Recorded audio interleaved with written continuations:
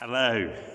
Now, if you have seen my primary Advent Collective Worship video, you can still find it somewhere on this Grassmore Mission Community site of web pages.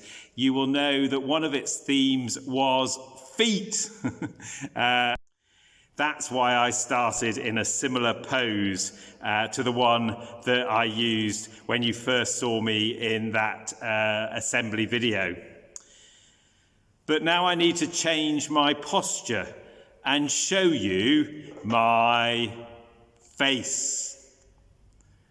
That's because today we are thinking about faces and asking this question: what do we find our faces turning towards and our eyes and attention focused upon in these weeks of Advent and on this Christmas Day?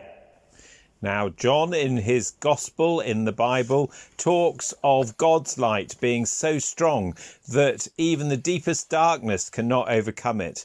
But say that these familiar nativity figures represent us, and we have to look in so many different directions, whether it be shopping, work, family, you name it. And yet Christians understand that God is calling us to be drawn to his light. And it was the same in Jesus' day.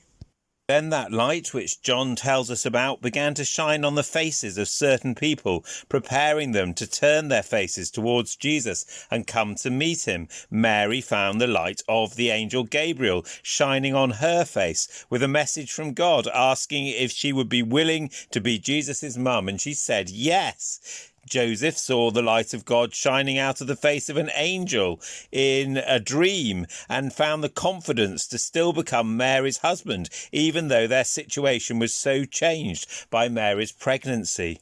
The kings or wise men found the light of the brightest of stars shining on their faces and chose to leave their homes far away in the east, setting their faces towards the west to see where the light of the star led them. And all of a sudden one night, it wasn't the flickering light of their familiar campfire on the faces of the shepherds, but the glorious light of a choir of angels. And Luke tells us of how Jesus was born in Bethlehem, where Mary wrapped him in cloths and placed him in a manger. Then all these nativity characters, one by one, were drawn to that amazing light, turning their faces towards Bethlehem and then coming and meeting the baby Jesus face to face, from whom God's love shone out so brightly, light and love which then guided them onwards into the rest of their lives. And the Christian claim about God's best Christmas gift is that we too can turn our faces to discover Jesus' light. Yes, we shall all still find ourselves facing in those many directions mentioned earlier, but we then shall also have the light of God with us to guide and direct us and help us discern the right way forward. So here you find me in the dark in All Saints. And similarly, in amongst the many other distractions of this season, where do we find our faces?